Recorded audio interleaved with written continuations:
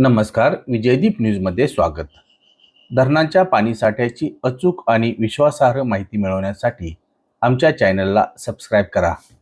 आज शनिवार 4 जुलै सकाळचे नीरा खोरे अपडेट. सुरुवातीलाच एक महत्त्वाची बातमी. नीरा खोऱ्यात अखेर पावसाने दमदार हजेरी लावली.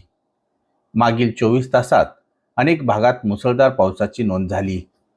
या पावसामुळे धरणात येणाऱ्या पाण्याची आवक वाढली असून गेल्या 24 तासात नीरा खोऱ्यातील 4 प्रमुख धरणांमध्ये जवळपास 1 TMC पाण्याची भर पडली. नीरा देवघर धरणाच्या पाणलोट क्षेत्रात सर्वाधिक पाऊस झाला आहे. शिरवली येथे तब्बल 179 मिलीमीटर, हिरडोशी येथे 150 मिलीमीटर तर प्रत्यक्षात नीरा देवघर धरणावर 165 मिलीमीटर पावसाची नोंद झाली.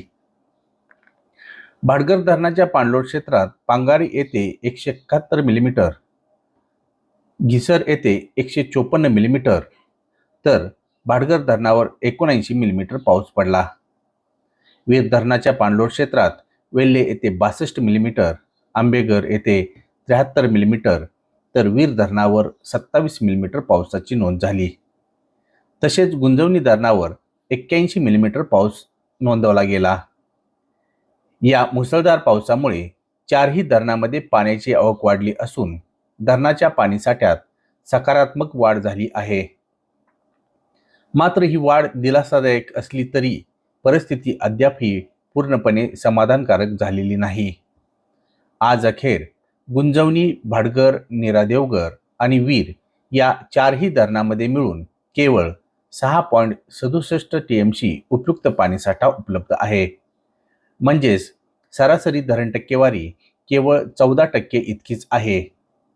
विशेष म्हणजे गत वर्षीच्या तुलनेत यंदा या 4ही धरणांमध्ये तब्बल 23 TMCने उपयुक्त पाणीसाठा कमी आहे. त्यामुळे आगामी काळात आणखी चांगल्या आणि सातत्यपूर्ण पावसाची गरज कायम आहे. हवामान खात्याने पुढील काही दिवस नीरा खोऱ्यासह घाटमाथ्यावर मुसळधार पावसाचा अंदाज व्यक्त केला आहे. त्यामुळे धरणामध्ये येणाऱ्या पाण्याची आवक आणखी वाढण्याची शक्यता आहे.